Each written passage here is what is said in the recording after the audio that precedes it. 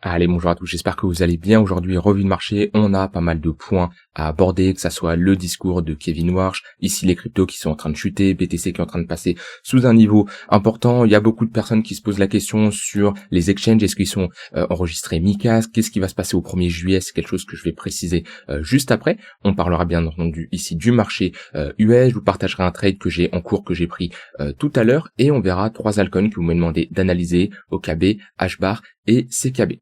Bon, je commence directement sur le post que j'ai fait tout à l'heure sur le Discord suite à beaucoup de personnes qui se posent des questions sur la régulation qui avance en Europe. MiCA, c'est la nouvelle réglementation européenne qui va encadrer les exchanges crypto. Et il y a une date importante, c'est le 1er juillet. À partir de cette date, les exchanges qui veulent continuer à proposer des services en Europe doivent avoir le cadre MiCA, l'enregistrement MiCA. Et il y a beaucoup de plateformes qui ne l'ont pas, notamment Binance, BingX, qui sont des plateformes que moi j'utilise encore mais que j'utilise de moins en moins et que je suis en train de transférer tout simplement mes fonds. Alors qu'est-ce qui se passe si le 1er juillet vous êtes toujours sur ces exchanges là? Alors je vais calmer tout de suite la pression que certains peuvent avoir. Non, vous n'allez pas perdre votre fonds. Non, vos fonds ne vont pas être gelés. C'est très très peu probable. Pour moi, il y a de grandes chances que le pire qui peut se passer, c'est tout simplement que vous ne pouvez plus échanger, trader, faire de dépôts sur l'exchange. Vous avez juste une seule possibilité, c'est de retirer vos fonds. Voilà, donc non, voilà, c'est comme c'est écrit ici, vous pouvez pas ouvrir de nouvelles positions, restrictions sur certains produits, limiter les dépôts, etc. Ça, c'est parce que la plateforme ne peut plus exercer en Europe. Par contre, ils vont pas retirer votre argent, ils vont pas retirer vos cryptos, et la seule possibilité que vous allez avoir, c'est de faire un retrait. Binance, ils ont fait un communiqué, ils sont en train de voir s'ils peuvent être enregistrés MiCA avant le 30 juin, mais je pense que ça va être compliqué, clairement. BingX, ils ne le seront absolument pas. Ils ont dit qu'ils travaillaient sur la réglementation en Europe, mais dans 15 jours, ils ne l'auront pas du tout. Donc je pense BingX, c'est mort. Moi, ce que je vous conseille de faire, c'est déjà sur l'exchange que vous avez, BingX, Binance ou un autre exchange. Vérifiez s'il est MiCA. Vérifiez les communications qu'il y a eu dernièrement. Ok. Attention à ne pas laisser tous vos fonds au même endroit, on ne sait jamais, d'accord? On ne sait jamais, vaut mieux être sûr et prévoyez une solution alternative, tout simplement. Le mieux, c'est pas de vous y prendre au dernier moment. Alors moi, ce que je vous propose, c'est OKX, ça fait longtemps que j'en parle, ça fait plus de 2 mois maintenant. OKX est fortement en train de se développer sur tous les points. En fait, OKX maintenant, ils sont leaders en frais. Ils sont leaders aussi sur les campagnes qui y a en cours. Vous avez 8% de deposit bonus sur le dépôt que vous allez réaliser. Sur les cryptos que vous pouvez trader, il y a du hyper liquide comparé à Binance où c'est un token qu'on ne peut pas retrouver. Et vous avez moins 20% sur mes frais de trading. Bon, pour ceux qui veulent faire la transition actuellement, c'est le meilleur moment. Comme je l'ai mis juste avant, mieux vaut avoir un compte prêt et ne pas en avoir besoin. Donc, vaut mieux créer un compte comme ça et ne pas en avoir besoin, mais au moins être prêt, qu'en avoir besoin dans l'urgence et ne pas l'avoir préparé. Imaginez, on est le 1er juillet, vous ne pouvez plus opérer sur votre exchange, sur Binance, sur BingX, peu importe. Il y a une grosse opportunité sur les cryptos parce que les marchés baissent ou vous avez un setup à saisir ou peu importe, votre stratégie se met en place. Vous ne pouvez pas les saisir parce que vous n'êtes pas sur le bon exchange. Et en plus, c'est quelque chose où vous étiez au courant depuis un moment. Bon, autant se préparer. Donc clairement, c'est pas une sonnette d'alarme, c'est pas la fin, vous allez pas perdre vos fonds, mais vaut mieux se préparer au pire des cas. Et surtout, si vos fonds, vous ne pouvez plus les utiliser sur la plateforme en question, ça ne sert à rien. Donc voilà, j'ai fait ici, n'hésitez pas à rejoindre le Discord si vous voulez tout lire. Je vous ai globalement fait un gros récap. Après, c'est du cas par cas sur les différents exchanges que vous possédez. Mais en tout cas, il y a une plateforme qui est sûre, c'est OKX. Et en ce moment, en plus, vous avez ici un bonus de 8% sur vos dépôts. En fonction du dépôt que vous allez réaliser, vous avez ici une récompense possible, 500, 6000 ou 40 000 USDC en fonction de la plage de dépôt. C'est une très grosse offre, clairement. Donc voilà, n'hésitez pas à en profiter. Vous avez juste à cliquer sur le premier lien en description. Allez, on va commencer avec ce qui s'est passé hier soir. Donc, on a ici Kevin Warsh qui a pris la parole. On a eu la décision sur les taux d'intérêt. Donc, on va revenir sur la première réunion FOMC. La prochaine, elle est dans 41 jours. Le message est très clair. La Fed n'a pas monté les taux, d'accord, mais elle a cassé l'idée d'un pivot rapide. Donc bon, il y a eu un maintien des taux, c'est ce qui était pricé, donc aucune baisse des taux, mais c'est pas surprenant, d'accord. Alors, si on regarde ça, on se dit bon voilà, rien de spécial, on passe à autre chose. Non, quelqu'un qui regarde le discours va au-delà de juste dire bon on a juste aucune baisse des taux. En réalité, le plus important, c'est pas la décision sur les taux, c'est toujours le discours. Donc Kevin Warsh, il a clairement expliqué que l'économie américaine reste solide malgré l'incertitude. l'activité tient, l'investissement reste fort, la productivité globalement est bonne et le chômage ne montre pas encore une vraie rupture. Donc la Fed n'a pas besoin de se précipiter ici pour soutenir l'économie. Donc ça c'est un premier point important. Le discours a globalement été beaucoup plus hawkish que ce que le marché clairement l'avait anticipé. Et sur l'inflation, Kevin Warsh a clairement été ferme. Ça c'est la projection Summary of Economic Projection que vous pouvez retrouver également sur internet. Il y a pas mal d'infos sur les projections qu'il va y avoir en 2026 et notamment autour de l'inflation. On a ici, alors ce qui était prévu en mars c'était 2,7 sur le corps PCE et là on a une projection à 3,3. Donc on voit que clairement l'inflation elle est de retour, ok. Et même au niveau des taux, on a eu les dot plots hier et la projection de mars on était sur 3,4 sur les taux qui étaient attendus pour fin 2026. Ici, on est passé à 3,8. Donc tout ça, c'est clairement des choses qui ne sont pas très bons pour le marché parce qu'on prévient que on va pricer une voire deux hausses des taux. Et là, c'est ce que le marché est en train de pricer. On voit que globalement, il y a grande probabilité pour fin 2026 qu'on est à ce niveau-là. Une voire peut-être deux hausses des taux. Donc, il faudra voir bien entendu ce qui va se passer. La prochaine réunion, on s'attend à 67-30%. Ça bouge en permanence le temps que le marché enregistre les différentes informations. Puis en plus, il y a eu la fermeture du détroit d'Ormuz, l'ouverture du détroit d'Ormuz. À force de dire fermeture, ça m'est resté en tête l'ouverture et du coup, on a baisse du pétrole. Donc ça peut ralentir l'inflation. Ça, faudra le voir dans les prochains mois sur le core CPI et le core PCE. Donc voilà, ça va créer pas mal de volatilité. Quand on regarde ici les dot plots, il y a eu un réajustement, ok, qui est tout à fait logique pour 2026 et on est en train de pricer automatiquement au moins une hausse des taux avec ce que price les dot plots 3,8 pour fin 2026. Donc on a une hausse là de 0,4 entre les projections de mars et les projections de maintenant. Donc on voit que Kevin Warsh, il a eu plutôt un discours quand même hawkish. Donc c'est sûr pour les assets à risque, c'est pas spécialement bullish. Et il a annoncé aussi la création de 5 groupes de travail, donc ça c'est important à prendre en compte. Il fait pas juste une réunion classique, et il lance une sorte de révision avec une communication de la Fed, une politique de bilan de la Fed, il y a l'utilisation des données économiques, il y a la productivité, il y a l'analyse de l'inflation. Voilà, il crée une sorte de groupe. Et ce qu'il va falloir vraiment surveiller maintenant, il me semble, c'est la semaine prochaine. J'ai mes données ici. Semaine prochaine, ça c'est ce qu'il va falloir surveiller. Pourquoi ? Parce qu'on a le PCE et le PCE. On a le PCE, c'est surtout le point le plus important. Pourquoi ? Parce que dans les chiffres ici qui sont ressortis, on voit qu'on a une hausse assez importante au niveau des projections sur le PCE. C'est quelque chose qu'il a longtemps parlé de l'inflation. C'est quelque chose qui l'a beaucoup préoccupé. Et automatiquement, avec les projections qu'il y a pour les marchés, si on a des résultats qui sont pires que ce qui était prévu, c'est vraiment catastrophique pour les assets à risque. Si par contre on retrouve une baisse du PCE en dessous des attentes, là ça serait plutôt rassurant. Donc voilà au niveau de la synthèse que je peux globalement vous faire. Vous avez ici globalement les projections de la Fed. Ça, je vous invite à télécharger le document, c'est en ligne, c'est sur internet. Il y en a 4 par an comme ça sur les différentes projections. Et celle-ci elle était importante. La prochaine c'est au mois de septembre. Donc voilà. Et la prochaine réunion, comme j'ai dit, c'est le 41 dans 41 jours. Il faudra voir si on maintient les taux ou si on a une hausse des taux. Allez, automatiquement, on a ici des risk-on qui retracent. Alors moi, comment je l'interprète ?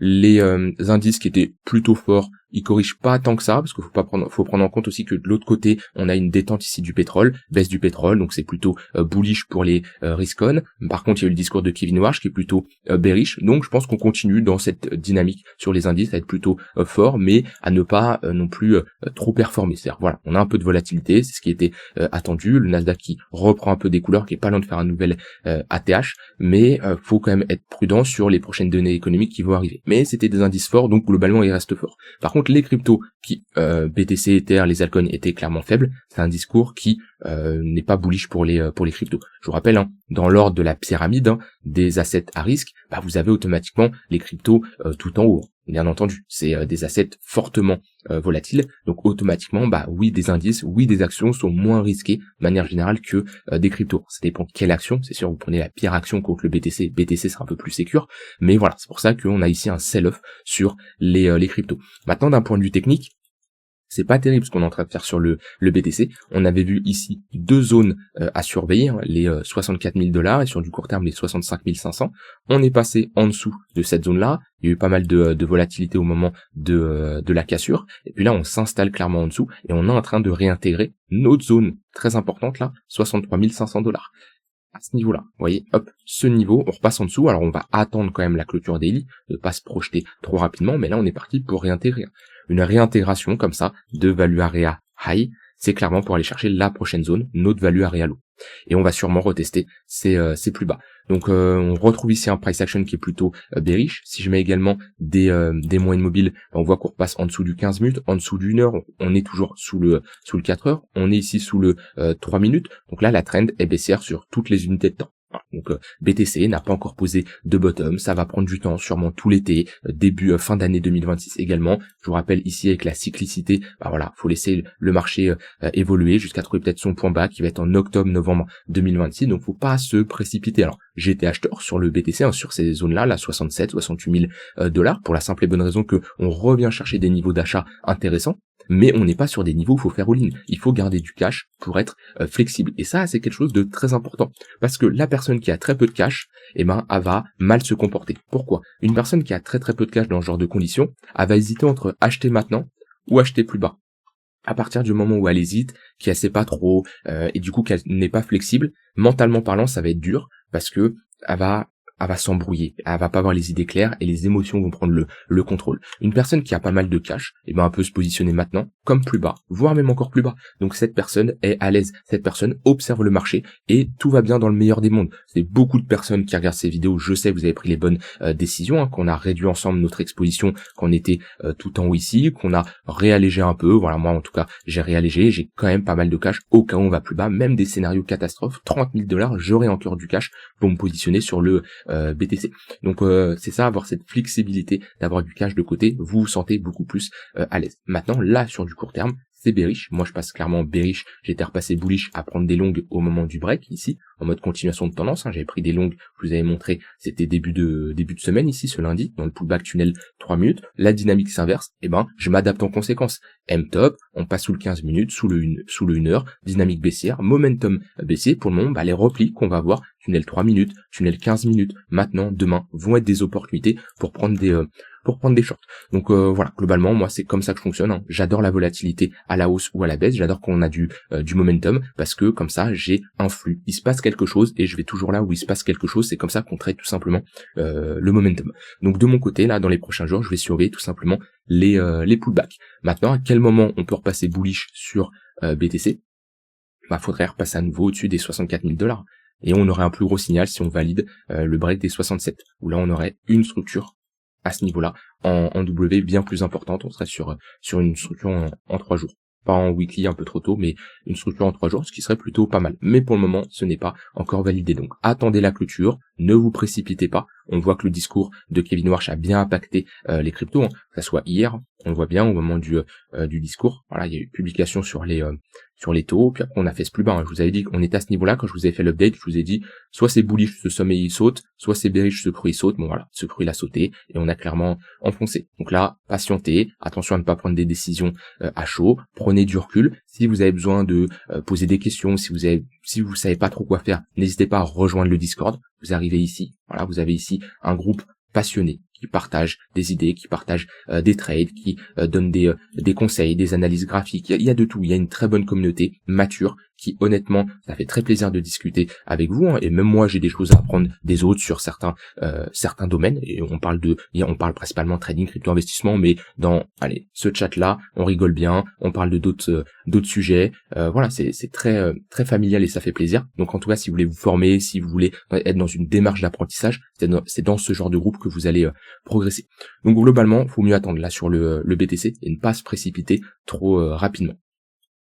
Au niveau d'Ether, c'est globalement pareil, on l'avait vu Ether au moment du pullback de notre value area low, que c'était pas une zone pour acheter, soit on attendait la réintégration, soit on ne faisait rien du tout. En tout cas moi c'est ce que j'ai fait, et là c'est une charte qui me donne pas envie de me positionner. On est en train de pullback notre précédente zone de valeur, là, notre value area low, on rejette, là on est peut-être parti pour faire des plus bas. Quand je me mets en weekly, on est sur un niveau de support. le même niveau là des 1500 $, mais on n'a pas de structure en W. Faut patienter. C'est pas parce qu'on revient chercher des niveaux de support que c'est sûr à 100% qu'on va tout de suite maintenant valider un bottom. Qu'on commence à avoir un fort sell-off, vous voyez, on met du temps avant de retourner la psychologie de marché qui est bearish. Et là, notre marché est bearish. Les sommets et les creux sont de plus en plus bas. Donc on va peut-être mettre à ce niveau-là plusieurs mois.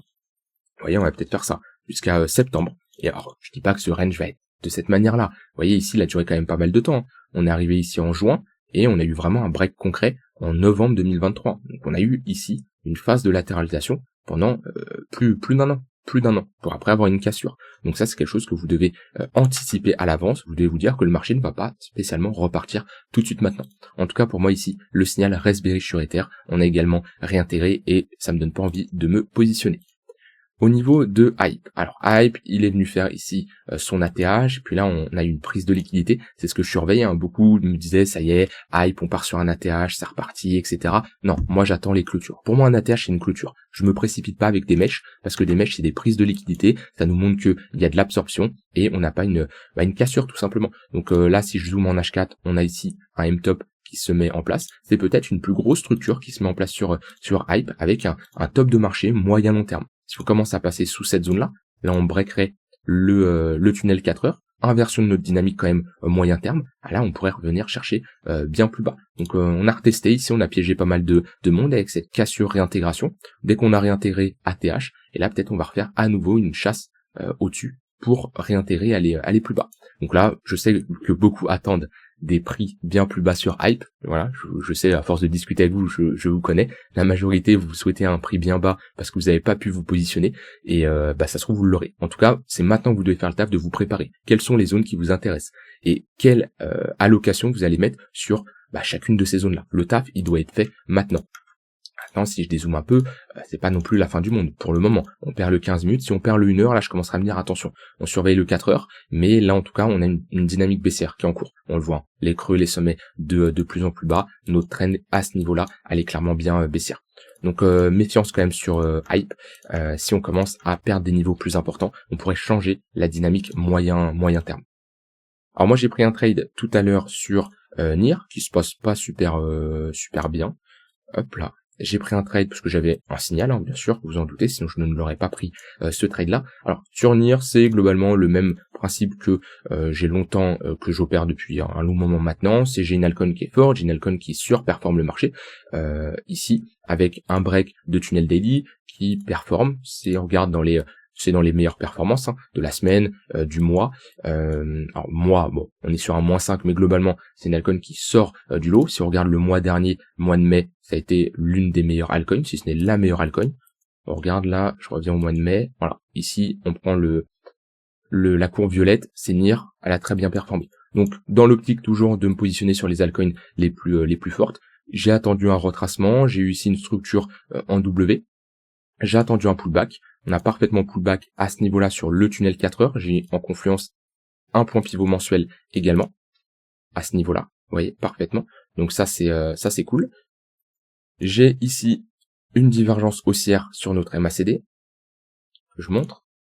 Là, je vous montre globalement comment je suis rentré en position. C'est-à-dire, dans un premier temps, il me faut un contexte. Pourquoi je vais rentrer sur cette altcoin-là et pas une autre? C'est pas juste parce que j'ai une structure en W. Non, c'est parce qu'il y a un flux, il y a un momentum haussier. Il se passe quelque chose sur NIR. Ça, c'est la première chose. Deuxième chose, comment est ma tendance? Elle est haussière. Ok. Où est-ce que je souhaite me positionner? Là, je localise ma zone. C'est la chose la plus importante. Savoir où est-ce que je veux rentrer. J'ai mon 4 heures, j'ai mon point pivot mensuel. Là, j'ai un point important. Ensuite, j'attends ici un affaiblissement vendeur. On le voit avec toute cette divergence haussière qui est validée. Donc ça nous montre que j'ai ici un affaiblissement des vendeurs. Et après, ce que j'ai voulu voir, c'est une inversion de ma dynamique. Et je l'ai avec cette structure en W. Je me positionne au moment de la clôture, stop loss ou plus bas, je target ce précédent sommet. Pour le moment, trade qui est dans le rouge. On va voir comment il va finir. Moi, je suis transparent avec vous. Vous voyez, ceux qui me découvrent, les trades gagnants, je les montre. J'en ai pas mal montré ces derniers temps parce que j'ai enchaîné des bons trades. Encore lundi dernier, il était vraiment pas mal ce trade-là. Là, il se passe plutôt mal. Je le montre. Il n'y a pas de souci. Moi, je suis pas là à dire je suis le meilleur, à dire j'ai 100% de taux de réussite. Non, ici, c'est la réalité.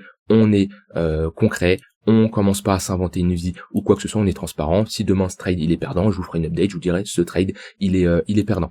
c'est comme ça, c'est la réalité. Ça sert à rien de montrer que les trades gagnants. Déjà, une personne qui fait ça, on le voit assez rapidement.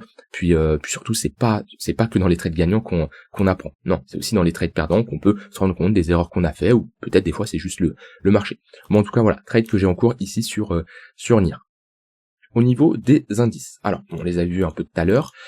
Globalement, je vais supprimer ça et ça, passer sur du H4 ici.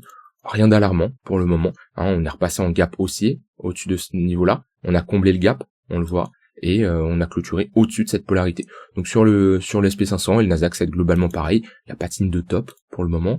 Une petite perte du 15 minutes, là on va être en compression entre le 1h et le 15 minutes, ce qui n'est pas surprenant vu qu'on a une petite perte sur du court terme, mais voilà, on a posé un top pile poil sur le point pivot weekly, on est revenu chercher le point pivot mensuel ici. Bon, moi je vois rien d'inquiétant pour le moment. Si on commence à réintégrer cette zone-là, ici là je commencerai à vous dire attention, on a peut-être un top court moyen terme qui se met en place sur le SP500, et après si on perd ce plus bas, là oui, là il y aura une plus grosse inversion de notre tunnel, de nos moyennes mobiles, on repasse à sous le 4 heures, et on aura de grandes chances de retracer et chercher le tunnel daily. Mais pour le moment, tant qu'on se maintient au-dessus de ce niveau-là, j'ai envie de dire rien d'inquiétant. Maintenant, en une bougie, 1 heure, 2 heures, ça peut aller très vite, hein. Ça c'est quelque chose qu'il faut prendre en compte. Bon, le Nasdaq, lui, c'est pareil, hein, il comble son gap baissier, son gap haussier, à ce niveau-là, on le voit sur cette mèche, il est pas loin de repartir en ATH. Bon bah, c'est pareil, hein. Sur le Nasdaq, c'est cette zone-là, tant qu'on ne passe pas en dessous, on reste dans ce momentum haussier, dans cette dynamique haussière, et commencez pas à prendre des shorts, à faire de la continuation de tendance ou quoi que ce soit. Ici, on est plutôt dans un contexte où on va faire des sommets, on va faire un nouvel ATH, comme on l'a fait pendant un long moment, où toute cette tendance haussière, je vous disais, prenez des longues, continuation de tendance. Quand on est comme ça dans ce genre de contexte de marché, il y a plus de chances d'aller faire un nouveau sommet que d'aller chasser le précédent creux, parce que notre dynamique est haussière. Vous voyez, à chaque fois on prend les creux, le sommet, c'est ce sommet-là qu'on va chercher en premier. Ce sommet-là, le creux, c'est ce sommet-là qu'on va chercher. Ce sommet-là, le creux, hop, etc., etc. Tous les creux ne sont pas chassés. Alors il y en a certains, vous voyez, celui-là, mais en tout cas on a plus de chances d'aller faire un nouvel ATH. Donc SP500, Nasdaq plutôt bien. OCC, l'indice de dollar, ça c'est ce qui me fait un peu peur, ce qui n'est pas surprenant au vu du discours qu'on a eu hier. Bah c'est bullish aussi pour les risk-off. On voit ici, il performe, l'indice de dollar qui augmente un peu. On a alors baisse des bonds, bon ils avaient un peu performé ces derniers temps, et baisse du pétrole. Donc voilà, on est dans une phase où le marché se cherche, on le voit, et de toute façon je le vois très rapidement sur ici au niveau des probabilités de hausse et baisse des taux, ça bouge beaucoup. Voilà, ça bouge beaucoup, c'est normal. On est le lendemain de la réunion de la Fed, donc automatiquement le temps que le marché digère tout ça, et ça va continuer à bouger avec les différentes annonces économiques qu'on va avoir. Bon, les altcoins que vous me demandez d'analyser. Ici, le token OKB, qui est le token de l'exchange OKX. Alors, où est-ce qu'on en est? On a eu un très gros pump. La crypto a très bien performé ici en 2025. On a fait un x5. Donc, il y a eu le bull market quand même. Il y a eu un bull market. Hein, on peut pas dire le contraire. Le bottom, il est là en 2023. Bon, la performance, elle est bien présente. On est globalement, si je me mets en mensuel, logarithmique, on reste dans un flux haussier. Les creux sont de plus en plus hauts. Maintenant, c'est des creux avec une sacrée volatilité, hein. Ça faut le prendre en compte. Mais la tendance, on n'a pas break des gros niveaux. C'est pas comme certaines cryptos. Vous voyez, je prends du ADA, par exemple. Hop. Là, c'est plus pareil.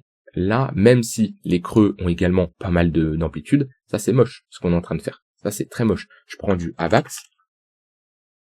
Hop, vous voyez, ça c'est très moche aussi. Et on le voit, la bougie mensuelle, elle est horrible. Par contre, quand on regarde OKB, c'est plutôt pas mal. Maintenant, c'est pas pour ça, faut se positionner n'importe comment au vu de la volatilité. Moi, je me mets en weekly, j'aime bien analyser mes charts long terme en weekly. Où est-ce qu'on en est? Eh ben, on est revenu chercher des zones intéressantes.